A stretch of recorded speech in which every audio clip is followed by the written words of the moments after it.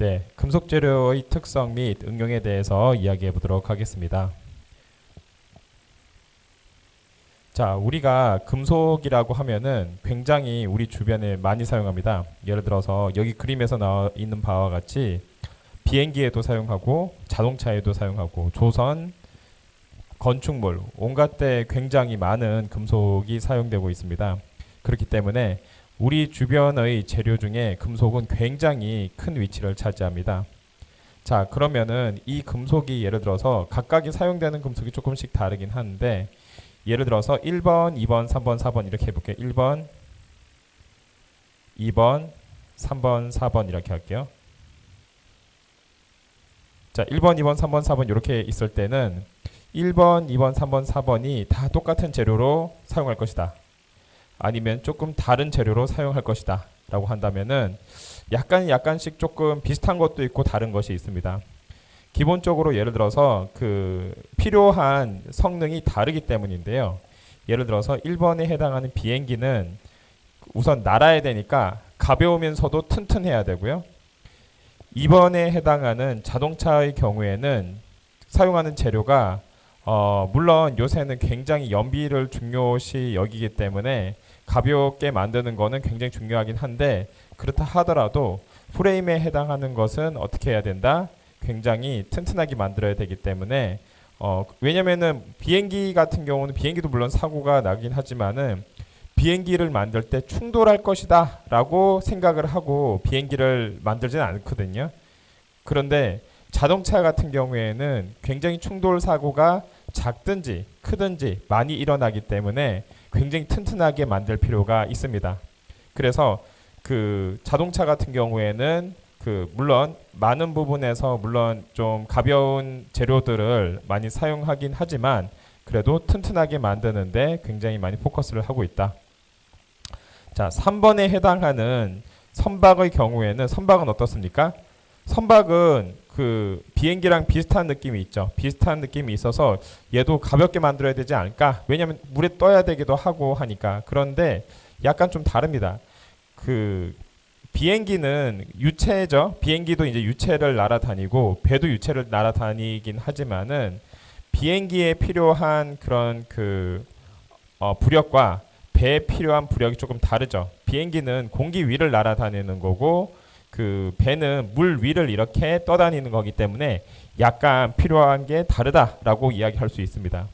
그리고 기본적으로 비행기는 그 우리가 물론 뭐 충돌 사고가 가끔 아주 가끔 그러면 안 되겠지만은 나는 경우가 있고 그리고 특히 이제 전투기의 경우에는 어떤 경우에는 그 물론 그런 경우가 발생할 수 있지만은 기본적으로 비행기는 굉장히 탁 트인 곳을 다니기 때문에 그런 강성에 대해서는 어찌 보면은 배나 그 자동차에 비해서는 얘는 뭐 어디 꽝 부딪힐 거를 이제 생각하고 만드는 정도가 조금은 덜할 수가 있죠. 그러니까 튼튼하게 만들지 말라는 소리가 아니라 기본적으로 자동차 같은 경우에는 부딪힐 거를 기본적으로 예상하고 만들지만은 그 비행기는 비행기랑 비행기끼리 부딪히는 것을 기본적으로 상정하고 만드는 것은 조금 아니기 때문에 조금 다릅니다.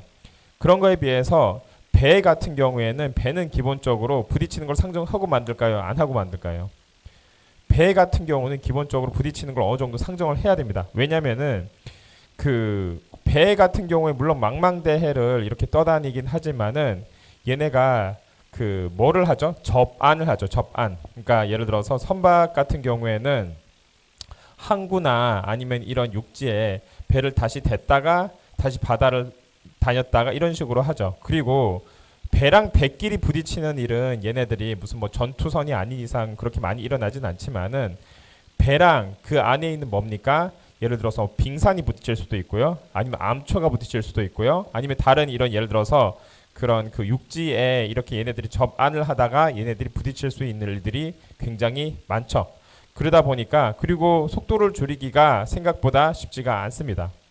그런데 그렇기 때문에 지금 그 배를 만들 때는 어떻게 해야 된다? 굉장히 또 튼튼하게 만들어야 된다.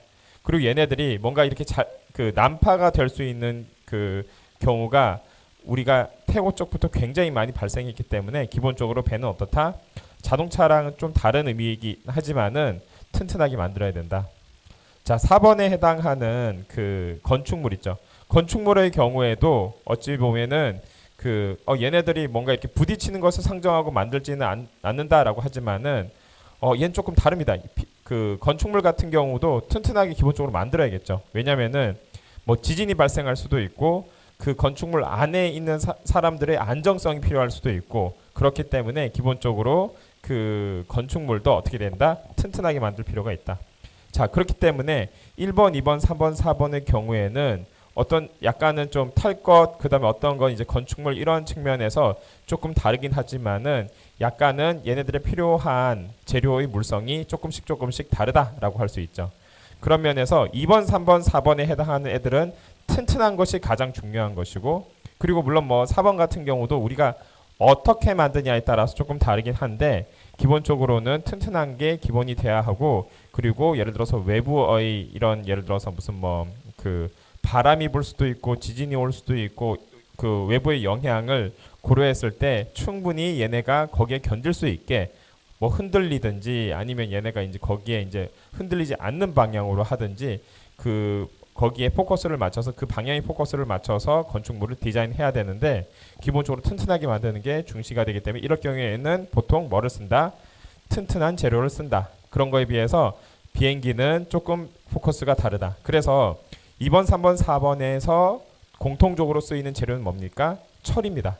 철은 우리가 금속 중에서 대표적인 재료이기도 하고 얘네들이 그 굉장히 강성이 좋고 우리가 태고 쪽부터 많이 사용을 해왔기 때문에 물성을 잘 알기 때문에 우리가 가장 많이 뭐 이런 선박, 그다음 자동차, 그다음에 이런 건축 이런 쪽에 가장 많이 쓰인 재료는 철이 되겠다. 우리 뭐 기차도 마찬가지죠. 레일을 놔서 하는 거니까. 그런 거 반면에 그 여기에 그 비행기의 경우에는 비교적 가벼우면서도 얘네가 어느 정도 튼튼한 것들을 만족해야 되기 때문에 여기서는 철이 뭐 전혀 안 쓰인다라고 하긴 좀 어렵겠죠. 뭐 예를 들어서 부품으로 쓰일 수도 있고 하니까 철이 100%안 쓰인다라고 하는 건 아니지만 메인 바디에는 철보다는 조금 가벼우면서도 얘네들을 어느 정도 그 물성을 그러니까 튼튼하게 만들어줄 수 있는 재료를 쓰겠다. 그래서 그 듀랄루민이라고 해서 우리가 말하는 뭐 알루미늄 기반으로 한 그 합금을 사용을 하기도 하고 그 다음에 최근에는 탄소 섬유라고 해서 굉장히 튼튼하면서도 가벼운 재료를 우리가 그 비행기에 사용을 하고 비행기 소재로서 항공기 소재로서 많이 사용을 한다라고 할 수 있겠습니다. 특별히 이제 항공기의 경우에는 단가가 비싸죠.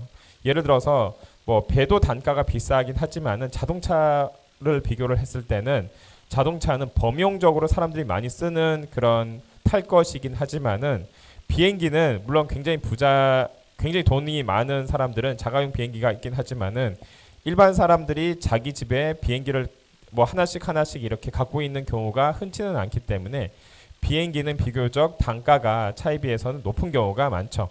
그렇기 때문에 물론 이제 그 여러 가지 이제 뭐 다른 이유가 있겠지만은 그런 그 예를 들어서 뭐 엔진이라는 부품적인 그런 이유도 있고요. 하겠지만은 기본적으로 그 비행기나 이런 것을 만들 때는 재료를 조금 더 고급 재료를 많이 사용을 할 수가 있게 되겠습니다. 자, 그래서 우리가 좀 전에 이야기했듯이 지금 금속이 들어가는 분야는 전 분야죠. 우리 산업 그리고 우리 생활 전 분야에 다 사용이 되는데 크게 사용하는 금속을 나눈 자라고 한다면 어떤 금속 재료를 사용하냐라고 한다면은 철계 금속, 그다음에 비철계 금속. 그래서 철과 비철 금속으로 우리가 나뉜다라고 할 수가 있겠습니다. 자, 그래서 우리가 그 금속에 대해서 배운다라고 한다면은 사실은 이게 철과 비철로 나눌 정도면은 철이 엄청나게 그 뭐 많이 사용되긴 하는구나라고 이제 감을 잡을 수 있을 텐데 뭐 그러면 철 반 정도 배우고 나머지 반을 이제 그 비철을 배우나 이렇게 생각할 텐데 사실은 여러분이 배우는 대부분의 자료들은 기본적으로 철을 기반한 자료가 대부분입니다. 나머지가 이제 비철 예를 들어서 뭐 철이 아닌 뭐 크롬이든지 코발트든지 니켈이든지 구리든지 뭐 이런 애들을 사용하고 있는 자료는 어찌 보면 훨씬 철에 비해서는 나머지 다 합쳐도 작다라고 이야기할 정도로 철에 대한 그 자료는 엄청나게 방대하다라고 할 수 있습니다. 자, 그래서 우리도 철과 비철 이 두 개로 나눠서 한번 이야기를 해보도록 하겠습니다. 자, 우선 그 금속 재료의 전반적인 특성부터 한번 이야기를 해보도록 할게요. 자, 금속이라고 이야기했을 때 금속 재료의 특성이 뭐냐라고 한다면은 먼저 고체 상태에서 결정성을 띠고 있는 경우가 많다. 자, 기본적으로 고체 상태에서 결정성을 띠고 있는 경우가 많다. 자, 무슨 말이냐면은 우리가 고체 상태, 액체 상태, 기체를 이렇게 분류를 할 때 얘네들을 뭘로 분류합니까? 얘네들의 원자 또는 분자의 배열로 우리가 구분한다라고 했죠. 배열. 자, 그렇다면은 고체 상태의 경우에는 비교적 배열이 정렬되게 되어 있고, 물론 뭐 그 원자든 분자든 그 사이에 힘이 작용하는 것은 액체에도 작용하긴 하지만 고체 상태일 경우에는 얘네가 서로가 훨씬 더 큰 그 정렬성을 가지고 배열이 되어 있는 반면에 액체의 경우엔 그 정렬성이 없다라고 이야기했죠. 하지만 고체에서도 얘네들이 정렬이 예를 들어서 어떻게 형성이 되어 있냐에 따라서 결정과 비정질로 나눌 수 있다고 했죠. 비정질. 그래서 비정질의 경우 우리가 아모포스라고 해가지고 결정성 원자나 그 분자의 경우 이런 식으로 일정하게 얘네들이 배열되어 있는 반면에 그 비정질의 경우에는 얘네들이 이렇게 좀 더 랜덤하게 배열이 되어 있다라고 이야기할 수 있죠. 얘네들을 아모포스, 얘네들은 크리스탈이라고 이야기할 수 있죠. 그러면 이러한 특성이 그 우리가 고체 상태에 있다고 해서 모두가 이런 크리스탈 구조를 가지냐라고 하면은 그렇지가 않다. 고체 상태에 있다 하더라도 다음과 같이 이러한 아모포스 구조를 가지는 애들이 많이 있죠. 대표적인 예가 뭐가 있습니까? 고분자 같은 애들. 이런 애들은 아모포스 구조를 가지죠. 그런데 이러한 우리가 고분자, 그 다음에 세라믹, 그 다음에 금속 이런 식으로 재료를 나눈다라고 할 때 그 중에서 금속 재료의 경우에는 다음과 같이 결정성을 띠고 있는 특징이 있다라고 이야기할 수 있습니다. 그래서 고체 상태에서 결정체. 그리고 이제 특별히 상온에서는 얘네들이 대부분 고체 상태를 가진다라고 하는 특성을 가지고 있습니다. 자, 여기에서 이제 예외가 되는 애들이 한 두 개 정도가 있는데 하나가 수은이고요. 수은은 여러분이 잘 아는 것처럼 굉장히 이렇게 그 녹는 점 자체가 낮죠. 마이너스 한 40도에 가까울 정도로 녹는 점이 낮기 때문에 대부분 수은의 경우는 그 우리가 상온 뭐 한 20도씨에서 25도씨 이때에는 그 액체 상태로 존재하고요. 수은 말고 하나가 더 있는데 갈륨이라고 있습니다. 갈륨. 갈륨의 경우에는 얘네들이 그 수은보다는 녹는 점이 높아요. 한 30도 이 정도 되는데 얘네들이 그 정도 됐을 때 어떻게 됩니까? 손 위에 올려놨을 때는 녹는 점이 우리가 이제 체온이 36도, 37도 이렇게 된다라고 했을 때 얘네들이 그 녹는 점이 우리 체온보다 낮기 때문에 손에 이제 갤륨을 높여 올려놨을 경우 얘네들이 이렇게 액체 상태로 흐물흐물 되는 현상을 우리가 발견할 수 있습니다. 그래서 그러한 몇몇 애들을 제외하고는 대부분이 상온에서 고체일 뿐만 아니라 어떤 특성을 나타내냐? 높은 녹는 점을 나타낸다. 예를 들어서 철 같은 애들만 보더라도 철은 몇 도입니까? 얘네들이 지금 1540도, 텅스텐은 3410도 이 정도로 굉장히 높은 녹는 점을 나타낸다라고 이야기할 수 있습니다. 특별히 이제 텅스텐 같은 애들은 굉장히 녹는 점이 높죠. 그렇기 때문에 우리가 우주항공 이러한 굉장히 극한 환경에서 사용되는 소재로서 많이 사용이 되고 최근에는 우리가 우주에서 뭔가 이렇게 예를 들어서 사용할 수 있는 무기 중에 하나가 텅스텐이라고 있는데 이 텅스텐 볼을 이렇게 만듭니다. 그냥 아무것도 없이 텅스텐 볼만 만들어요. 그러면은 얘네들이 3410도 이 정도 되면은 예를 들어서 이렇게 지구가 이렇게 있다라고 합시다. 그러면 이렇게 인공위성처럼 얘네들이 돌아요. 그러다가 어느 날 이런 식으로 이 텅스텐 볼을 이렇게 툭 떨어뜨린다라고 합시다. 우리가 원하는 위치에 툭 떨어뜨린다라고 합시다. 그냥 텅스텐 볼을 아무리 텅스텐 볼이 작다 하더라 여러분이 뭐를 생각하면 되냐면은 유성 같은 거 있죠. 유성. 자, 유성이 되게 작아도 우리 그 예를 들어서 이런 애들이 그 막 바닥에 떨어졌다라고 하면 어떻게 됩니까? 엄청나게 큰 파괴력으로 그 강타를 하죠. 그래서 따로 무슨 뭐 미사일이든지 뭐든지 만들 필요 없이 인공위성 같은 데서 작은 텅스텐 볼 를 그냥 한번 어느 위치에 내가 떨어뜨리고 싶은 위치에 떨어뜨리겠다라고 하면은 얘네들은 텅스텐 볼이 이렇게 뚝 떨어지면서 얘네들이 녹는점이 굉장히 높다고 했잖아요. 3410도 이 정도 되기 때문에 웬만한 그런 물체들은 파괴가 되거나 아니면 얘네들이 뭐 증발이 되거나 뭐 이렇게 녹거나 할 텐데 얘네들은 그게 아니라 계속 고체 상태로 엄청난 그 마찰열을 견디고 내려왔을 때는 엄청난 큰 파괴력을 그 예를 들어서 운석 같은 것처럼 운석 같은 것처럼 그 강타할 수 있기 때문에 새로운 파괴 재료로서 등장하고 있다. 자, 그러면 기계적 특성은 어떤가라고 한번 보도록 할게요.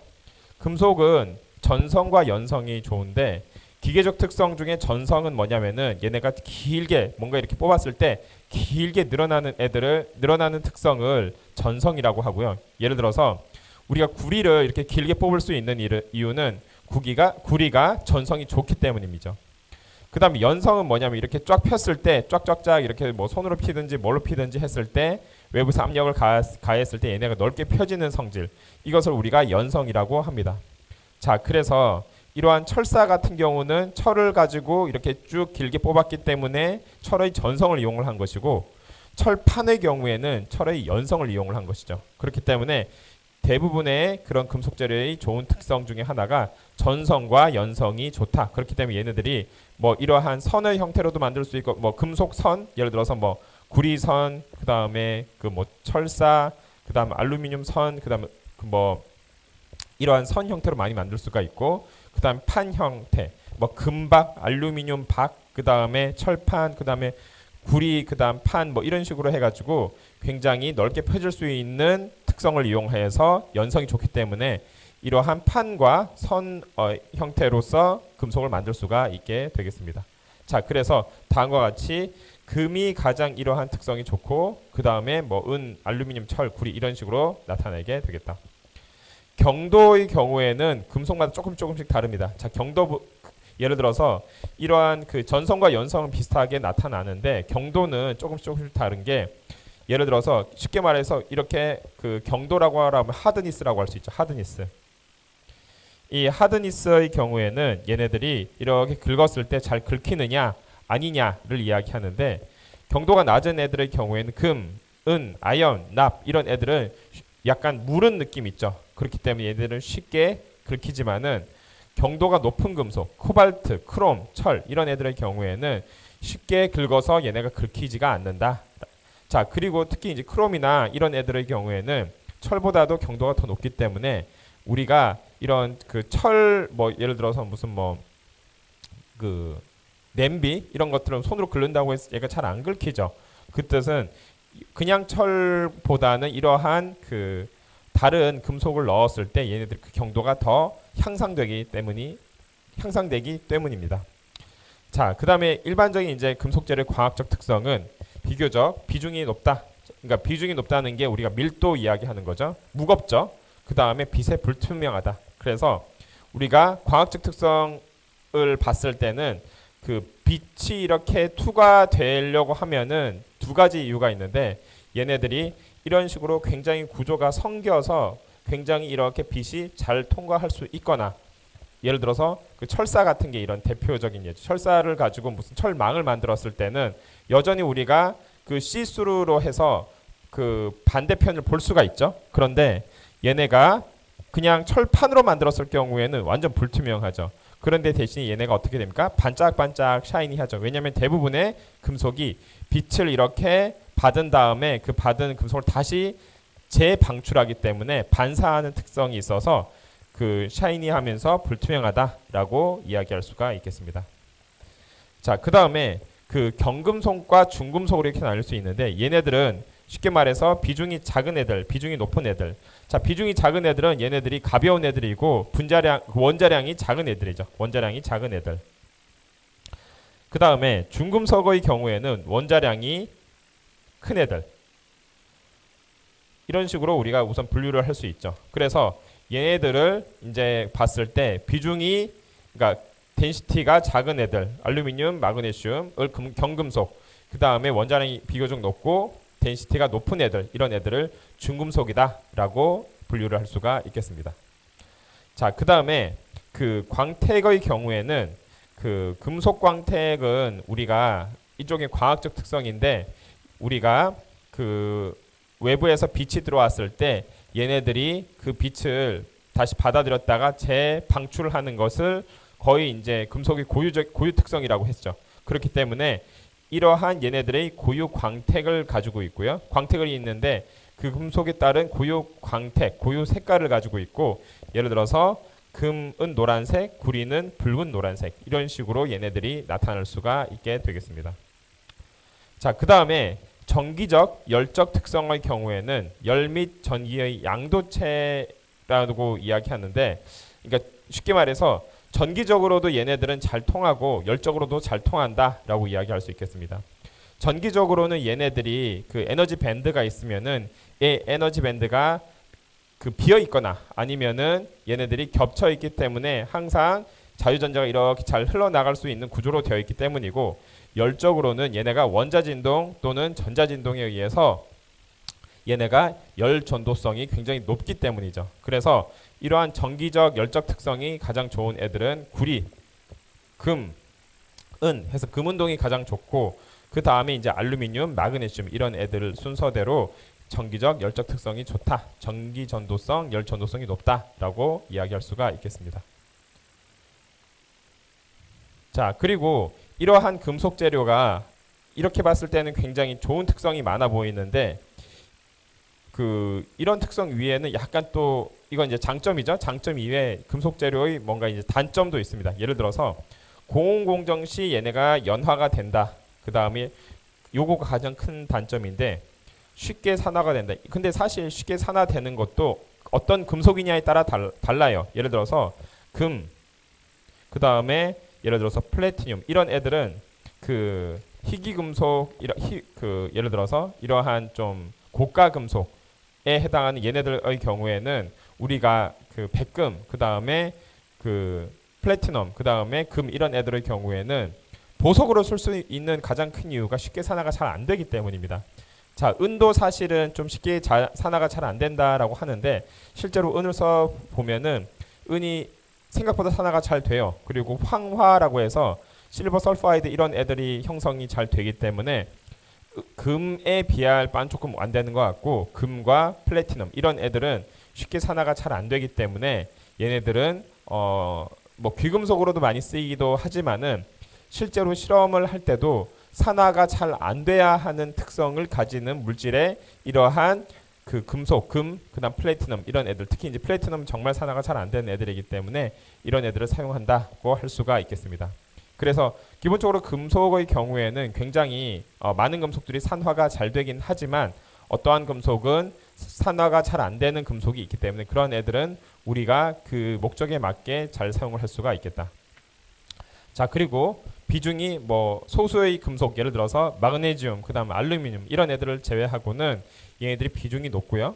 그다음에 색상이 다양하지 못하다. 이거는 어쩔 수가 없는 게 우리가 그 색상이 다양하려면은 특정 빛이 이렇게 투과를 하고 투과하지 않는 스펙트럼, 가시광선 스펙트럼에 의해서 그 투과 파장에 의해서 우리가 얘네들의 색상이 결정이 되는데 금속 재료의 경우에는 밴드갭이 없죠. 그러다 보니까 얘네들의 경우에는 지금 대부분의 빛을 흡수한 얘를 다시 방출하고 하는 그런 메커니즘에 의해서 얘네들의 광택과 그리고 그 물론 뭐 금이나 구리와 같은 애들처럼 약간의 이제 색깔을 나타내긴 하지만 그런 빨간색, 노란색을 제외하고는 거의 색깔이 은백색으로 일정하게 되어 있죠. 은백색. 그래서 색깔이 다양하지는 못하다라고 할 수가 있겠습니다. 자, 그리고 금속 및 합금에 대해서 말씀드릴게요.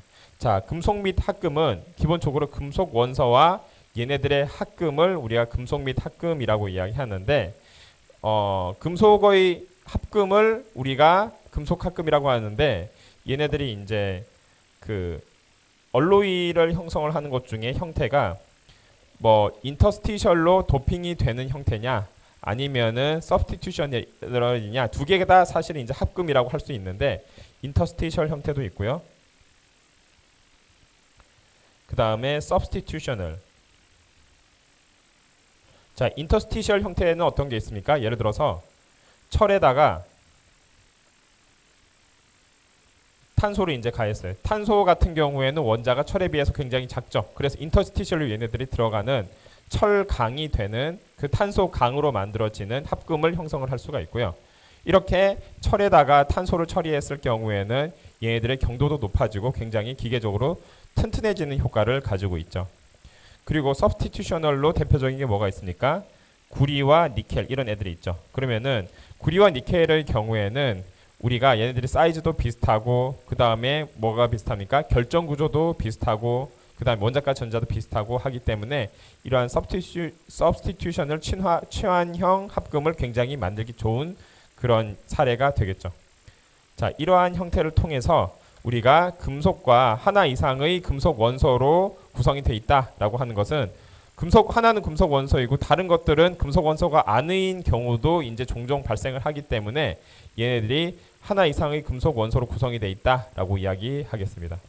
자, 그래서 지금 금속과 합금의 경우에 왜 합금을 만드냐라고 한다면 금속 자체만 가지고 얘네들의 우리가 원하는 물성을 다 만족을 하지 못하기 때문에 그것을 만족하기 위해서는 합금을 만들어야 되겠다라고 할 수가 있겠습니다.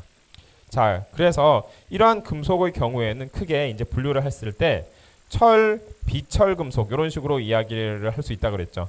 그래서 뭐 강, 주철, 스틸, 스테인레스 뭐 이런 애들이 지금 철에 해당한 애들이고요. 사실은 이제 철 금속에서 이야기하는 것은 철과 철의 합금에 대한 것을 다 포함을 합니다. 철 및 철 합금. 왜냐하면 뭐 탄소광이니 이런 애들은 얘네들이 그 철 뭐 100% 철로만 이루어지는 게 아니라 탄소도 좀 들어가고 그리고 우리가 스테인리스 스틸이라고 하는 것은 거기에 우리가 뭔가 이렇게 외부에서 다른 금속을 좀 첨가해 가지고 얘네들의 그 철이 가진 단점을 보완해서 이러한 그 재료를 만들기 때문에 우리가 철 금속 이야기할 때는 100% 철만 그 철금속에 해당하는 것이 아니라 철금속에 해당 페로스에 해당하는 것은 철 및 철에 기반한 합금을 다 포함한다. 자, 그다음 비철금속의 경우에는 철을 제외한 나머지 금속, 쉽게 말해서 철을 제외한 나머지 금속,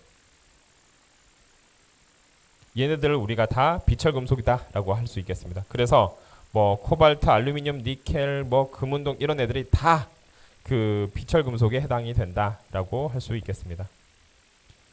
자, 그래서 우리가 이제 이렇게 철계 금속과 비철계 금속에 대해서 이제 한번 본격적으로 한번 알아보도록 하겠습니다. 자, 금속 합금을 우리가 이제 분류를 그 할 때 아까 이야기했던 것처럼 철 금속과 비철 금속이 있는데 그 중에 철의 경우에는 그 다음 강철, 주철 이렇게 분류를 할 수 있어요.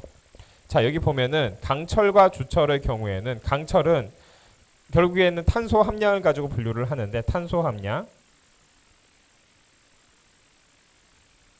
자, 강철의 경우에는 탄소 함량이 매우 작은 애들이에요. 탄소 함량이 매우 작기 때문에 1.4% 여기가 이제 1.4%가 해당이 되죠. 1.4%.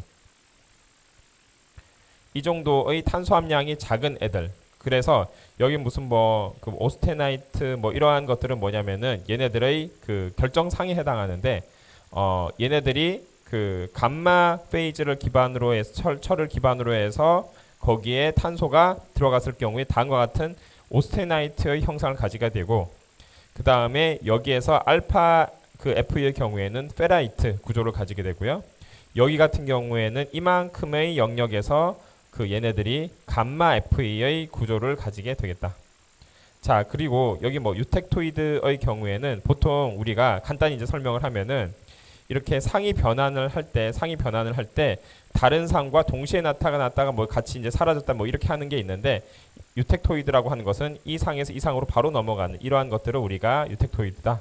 그 다음에 여기서는 그러니까 상이 어떻게 어떤 형태로 생겼다 사라졌다 하는 것을 이렇게 나타내는 용어 중에 하나가 유텍토이드고 유텍틱의 경우에는 보통 여기서 그 넘어갈 때는 여기가 리퀴드거든요. 리퀴드. 액체에서 고체로 넘어갈 때 액체에서 고체상과 같이 혼합상으로 있다가 그 다음에 고체상으로 이렇게 넘어가는데 얘 같은 경우에 액체에서 바로 우리가 타겟으로 하는 고체상으로 넘어가는 이것을 우리가 유택틱이라고 합니다. 어쨌든 이러한 것에 따라서 얘네들이 굉장히 상평형도를 그릴 수가 있는데 이런 상평형도에서 강철이라고 하면은 탄소가 1.4% 이하가 들은 애를 우리가 강철이라고 하고요. 주철은 3에서 4.5% 들은 애들을 우리가 주철이라고 하고요. 완전히 이제 탄소를 넣을 수 있는 게 6.7%인데 얘네가 세멘타이트, 아이런 카바이드, Fe3C 이렇게 이야기할 수가 있겠습니다. 자, 그래서 얘네들을 이제 봤을 때 지금 보면은 왼쪽 같은 경우에는 얘네가 이렇게 전반적으로 이렇게 그려놓은 거고요. 오른쪽은 이제 조금 더 자세히 그려놓은 거예요. 자세히. 예를 들어서 뭐 감마 플러스 흑연, 그 다음에 얘네가 이제 지금 왼쪽은 시작이 여기서 그걸 중심으로 이야기했죠. F1을 중심으로 해서 6.7까지 끊어놨는데 여기서는 6.7 끊은 후에 탄소 중심으로 봤을 때는 어떻게 되겠느냐라고 한다면은 탄소 중심으로 봤을 때는 다음과 같이 우리가 페이즈 다이어그램을 그릴 수가 있게 되겠습니다. 그러니까 여기서는 완전히 지금 철 중심에서 이야기한 페이즈 다이어그램과 완전 다른 형태가 그 탄소 중심으로 표현한 페이즈 다이어그램에서는 그림이 그려질 수가 있겠습니다. 자, 그래서 철 합금을 조금 더 자세히 한번 이야기해 보도록 하겠습니다. 철을 분류를 했을 경우에 아까 이야기한 것처럼 강철과 주철로 나뉘는데 강철을 스틸이라고 여러분이 잘 아는 스틸이라고 하고요. 주철은 캐스트 아이론이라고 해서 이게 탄소 함량이 1.4% 이하 3에서 4.5% 사이 얘를 이제 강철과 주철이라고 이야기합니다. 자, 그리고 우리가 여기에서 이제 지각에 들어있는 구성 원소를 여러분이 뭐 이런 거 배웠었죠. 뭐 옥시전, 실리콘, 알루미늄, 그 다음에 나오는 게 뭐냐면은 그 철이에요, 철. 그 다음에 소듐, 뭐 칼슘, 뭐 이렇게 이런 순서대로 얘네들이 되는데 여기서 산소를 빼고 우리가 그 지각에 들어있는 그 금속 중에 가장 많이 들어가 있는 게 뭐다? 알루미늄. 그 다음에 철. 이런 정도로 굉장히 우리 그 철을 우리가 많이 사용할 수 있는 이유 중에 하나는 철이 우리 주변에 많이 있기 때문이죠. 그리고 규소의 경우에 실리콘인데 자, 실리콘 이야기하면 우리가 지각이 보면은 암석으로 돼 있죠. 그럼 암석에 실리콘이 안 들어가 있는 애들이 거의 없어요. 뭐 모래도 그렇고 뭐 흙도 그렇고 다 실리콘, 왜냐면 실리콘 옥사이드가 다 들어있기 때문에 그만큼 규소가 굉장히 많이 들어가 있고 그렇기 때문에 우리가 규소를 굉장히 잘 이용을 하고 있죠. 현재 반도체로서. 그리고 알루미늄은 원래는 이제 알루미늄이 대부분 굉장히 산화가 잘 되기 때문에 알루미나의 형태로 존재하고 있었는데 얘네를 그 1800년대 후반에 그 미국과 이제 프랑스에서 거의 비슷한 시기에 그 알루미늄을 고온에서 용융해 가지고 그 환원시키는 방법을 개발해서 그 전에는 알루미늄을 환원시키는 게 굉장히 어려워서 고가의 금속이었지만은 그 이후에 굉장히 가격이 다운돼서 지금은 굉장히 범용하게 쓰고 있죠. 그 다음에 우리가 사용하고 있는 게 뭐다? 철이에요. 그만큼 철은 굉장히 우리 지각에도 많이 있고 우리 지구에 많이 있는 금속이기 때문에 우리가 굉장히 잘 사용을 하고 있고 거기에 이제 철에 관한 연구가 또 많이 되어 있다. 자, 그래서 철의 명명법을 보면은 자, 우리가 철을 명명법을 왜 알아야 되냐? 그 철을 여러분이 혹시 기회가 되면은 그런 게 이제 수저에도 쓸 수가 있고 아니면 여러분이 이제 냄비 같은데 바닥이나 이런데 제품 정보를 보면은 쓰인 경우가 있어요. 뭐냐면은 뭐 10 땡땡, 11 땡땡, 뭐 15 땡땡 뭐 이런 식으로 해가지고 이렇게 분류를 해놓는 코드가 있습니다. 그러면은 예를 들어서 10 땡땡이다. 그러면은 플레인 카본 스틸이에요. 그래서 이래서 1060 스틸이다라고 하면 1060이란 번호가 있다라고 하면 무슨 뜻이냐면은 여기에 0.60 웨이퍼센트의 탄소가 들어있다라고 하는 게 그 플레인 카본 스틸인데, 그러니까 기본적으로 강철이죠. 강철에 0.60%의 탄소가 들어있다라고 한다면은 이거를 우리가 얘는 그 플레인 카본 스틸인데 0.60%의 탄소가 들어있구나라고 하는 거예요. 자, 그 다음에 11 땡땡이라고 하면은 10 땡땡과 좀 달리 여기에서 황을 재처리한 기계용으로 황을 재처리한 탄소 스틸이구나라는 것을 알 수가 있고요. 카본 스틸은 카본 스틸인데 황의 재처리를 한 카본 스틸이고 그 다음에 1호 땡땡의 경우에는 뭐가 들어있냐면 여기 망간이 들어가 있는 애들이에요. 뭐 예를 들어서 1호 10이다. 1호 그 다음에 그 뭐 1호 00, 뭐 1호 65다. 이렇게 하면은 아 얘네가 1.65 들어야 있구나. 이런 식으로 해서 그 얘네들의 망간이 들어가 있는 애들을 1호 땡땡 시리즈라고 하고요. 그 다음에 몰리브데넘 이게 0.20%에서 0.30% 사이에 들어가 있는 걸 가지고 이야기하는 건데 40땡땡이라고 보면은 아 여기에 몰리브데넘이 이렇게 들어가 있구나 라는 것을 알 수가 있습니다. 그 다음 43땡땡은 니켈, 그 다음에 크롬, 그 다음 몰리브데넘 이런 애들이 들어가 있는 애들이고요. 그 다음에 그 44땡땡, 43땡땡과 44땡땡은 좀 다른데 그 자 40땡땡과 44땡땡은 좀 다른데 40땡땡이 그 0.2에서 0.3, 그 다음에 44땡땡은 0.5 이렇게 들어가 있다라고 보면은 되겠습니다. 자, 그 다음에 스테인리스 스틸의 경우에는 요거랑 좀 다른데 그 얘네들의 가장 큰 목적은 부식 방지죠. 부식 방지. 그 다음에 경도 향상, 튼튼. 이런 애들은 뭐냐? 크롬이 들어가 있는 애들을 보통 우리가 스테인리스 스틸이다라고 할 수가 있겠습니다. 그러한 목적으로 우리가 크롬을 쓰니까요. 자, 그래서 이러한 철을 만들기 위해서 어떻게 해야 되냐? 자, 철이 우리가 선철과 이제 순철로 나뉠 수 있는데 선철의 경우에는 자, 순철은 불순물이 거의 포함되어 있지 않는 철이고 선철의 경우에는 여기 오른쪽에 보면 용광로가 있죠. 이 용광로에서 철광석이랑 석회소랑 코크스가 탄소 기반인데 이것을 이용을 해서 나온 철을 우리가 선철이라고 합니다. 그리고 이러한 선철의 경우에는 용광로에서 가장 먼저 나온 철이에요. 자, 그러면은 용광로에서 가장 먼저 나온 철은 우선 그 철광석이 굉장히 많은 복합물로 들어가 있거든요. 그 안에 철도 있지만 철 외에 다른 예를 들어서 뭐 이것저것 그 함유물이 많이 들어 있어요. 그런데 거기서 우선 하는 일이 뭐냐면은 얘를 막 부셔가지고 막 여기에다가 넣은 다음에 녹여서 일정 온도 이상 녹여가지고 뽑아내요. 철을 뽑아내요. 맨 처음에 뽑아내요. 그러면은 얘네들이 맨 처음에 나왔기 때문에 불순물을 굉장히 많이 함유하고 있고 그것 중에 탄소, 규소, 망간, 인, 황 이런 애들이 들어 있습니다. 그런 애들을 우리가 철이에요. 그러니까 여기서부터 시작을 해서 우리가 딴 애들 뭐 요거 뭐 가공도 하고 뭐 좀 더 넣기도 하고 빼기도 하고 하는 거죠. 그래서 이러한 것들이 선철이라고 하고 이러한 선철의 용도로는 철심 코일, 그 다음에 철강 실험용 재료, 전기 재료 이런데 그 사용이 될 수가 있겠다. 자, 그 다음에 우리가 이 철을 우리가 강으로 이제 했을 때 분류를 하면은 스틸로 해서 분류를 하면은 크게 이제 두 가지로 분류를 할 수가 있습니다. 하나는 탄소강, 또 하나는 합금강인데 뭐 기본적으로 둘 다 이제 합금강이라고도 분류할 수 있지만 크게 강이라고 하면은 스틸로 분류를 했을 때 탄소강, 합금강 이 두 개로 나뉠 수가 있고요.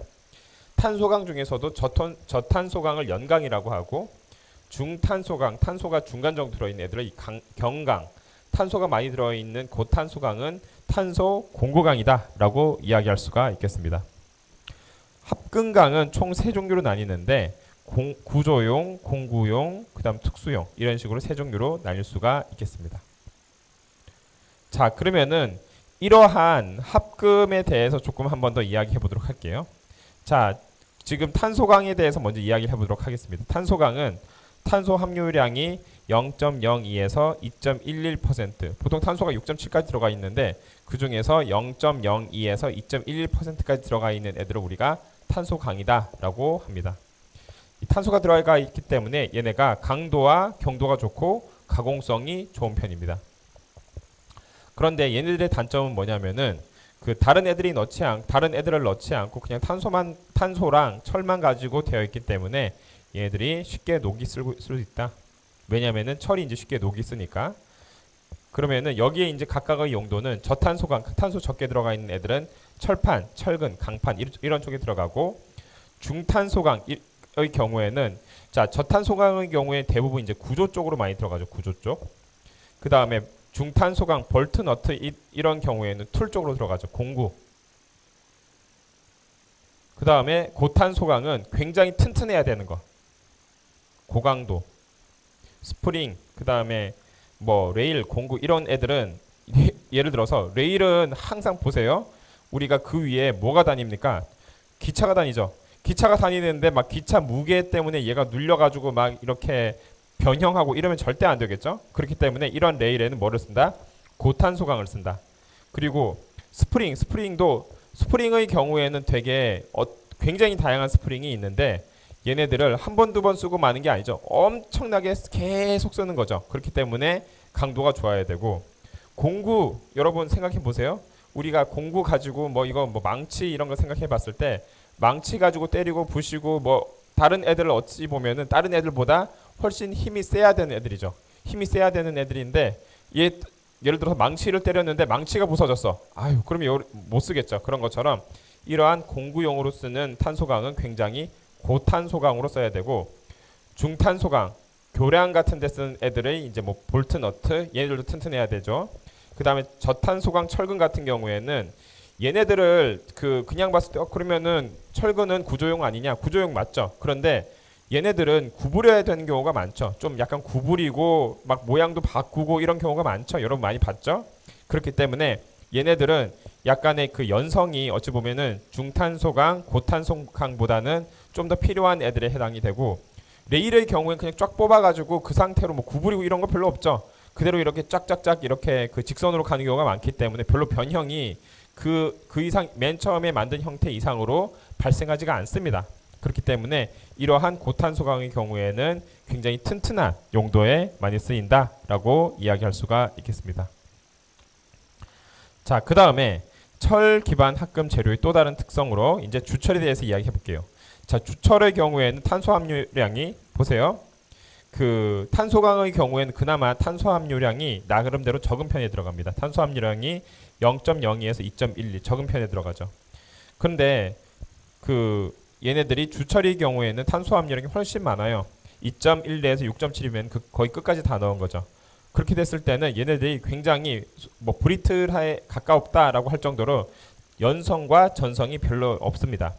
연성과 전성이 별로 없다라고 하는 뜻은 얘네들이 뭐 이렇게 잘 구부려지거나 이렇지는 않다는 거예요.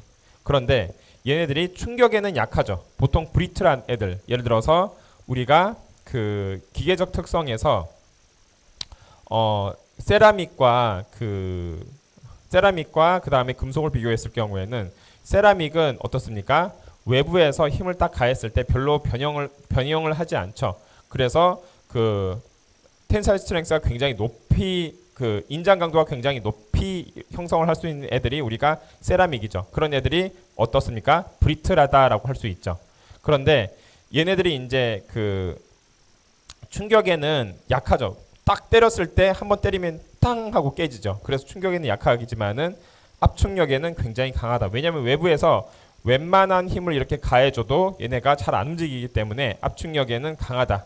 그리고 내식성과 주조성이 우수하다. 자, 주조성은 이렇게 그 사실은 조금 다른 얘기긴 한데 얘네들이 비교적 잘 만들어진다. 그다음 내식성은 뭡니까? 외부에서 어떠한 그 산화제 같은 것들이 가해졌을 때 얘네들이 이렇게 좀 반응을 해서 산화가 되는 그러한 특성이 이제 내식성인데 내식성이 강하고 그러니까 세라믹들이 대부분 그런 특성을 가지고 있죠. 그러니까 카바이드를 이렇게 뭐 만들었다는 것과 비슷한데 얘네들이 그 세라믹들이 굉장히 화학적인 안정성을 가진 것처럼 철도 원래 얘네들의 특성은 금속 특성으로서 굉장히 부식이 잘 되고 얘네들이 굉장히 이렇게 그 거의 연성이 있지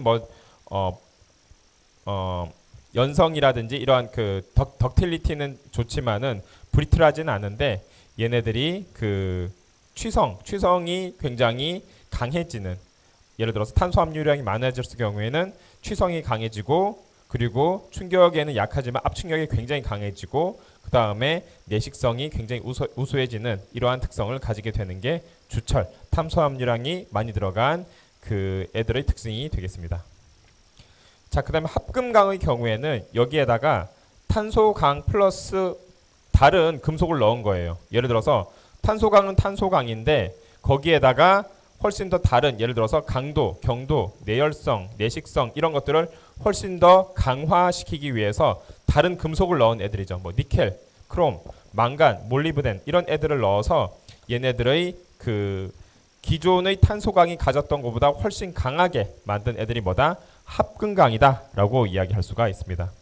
자, 그래서 합금강의 경우에는 일반 탄소강, 플레인 카본 스틸이 있고 그 다음에 저합금강, 로우 얼로이, 그러니까 그 여기에다가 그 금속을 적게 넣은 애들, 그 다음 공구강, 툴 스틸, 그 다음 스테인리스 스틸의 경우에는 그 스테인리스 스틸의 경우에는 얘네들이 녹슬지 않게 내식성을 굉장히 강화시키는 게 스테인리스 그 스틸 강이다라고 이야기할 수가 있겠습니다. 자, 그래서 지금 우리가 배운 거를 한번 여기 이제 정리를 한번 해보도록 할게요. 우리가 지금 강철이 있어요. 강철, 스틸이 있다라고 할 때 얘네들이 이 강철이 있으면은 저탄소, 중탄소, 고탄소 이런 식으로 해서 저용융 철이 있고요.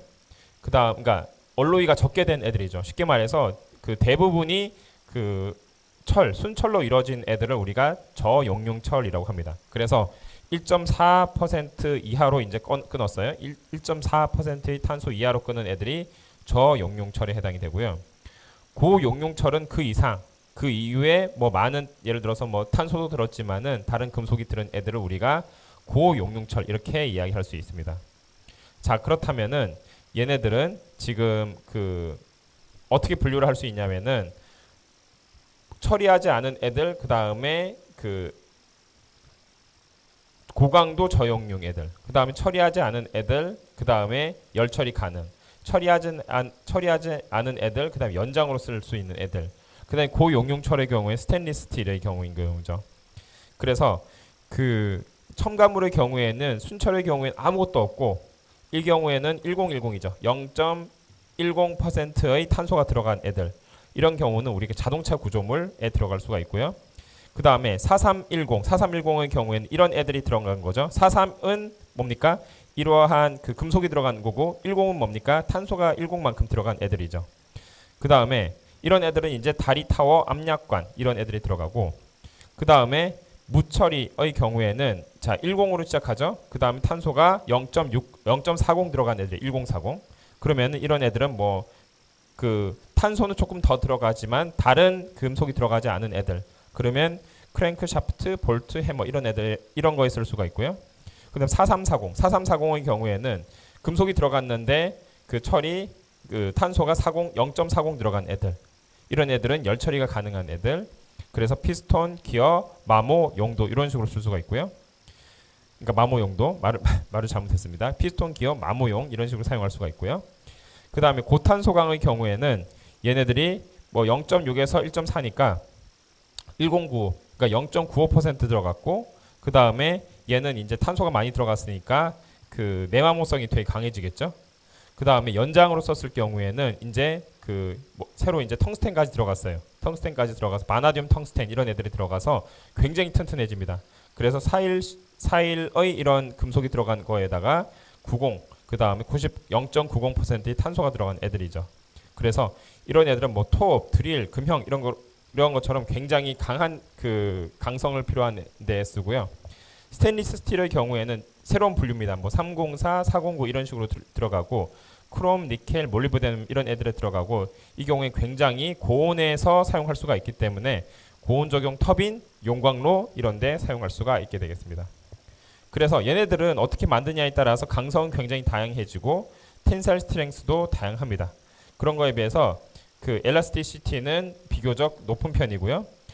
여기서 이제 엘라스티시티의 경우에는 얘네가 얼만큼 그 일롱게이션을 잘할 수 있는지에 의해서 결정이 되는데, 탄소가 적게 넣으면 적게 넣을수록 많이 늘어나겠고, 탄소를 많이 넣으면 많이 넣을수록 적게 늘어나겠죠. 그 반면에 텐사일 스트렝스의 경우에는 탄소를 많이 넣으면 많이 넣을수록 얘들이 굉장히 그 강성이 높아지고 텐사일 스트렝스도 강해진다라고 이야기할 수가 있겠습니다. 자, 그래서 이렇게 이제 얘네가 어떻게 그 강도를 조절하느냐, 그 다음에 또는 이제 그 금속을 넣느냐에 따라서 얘네들의 강성, 그 다음 메커니컬 스트렝스, 그 다음 용도 이런 것들을 조절을 할 수가 있게 되겠습니다. 자, 우선 여기까지 이야기를 하고 그 강철에 대해서 이야기하고 주철에 대해서 이야기를 해보도록 하겠습니다.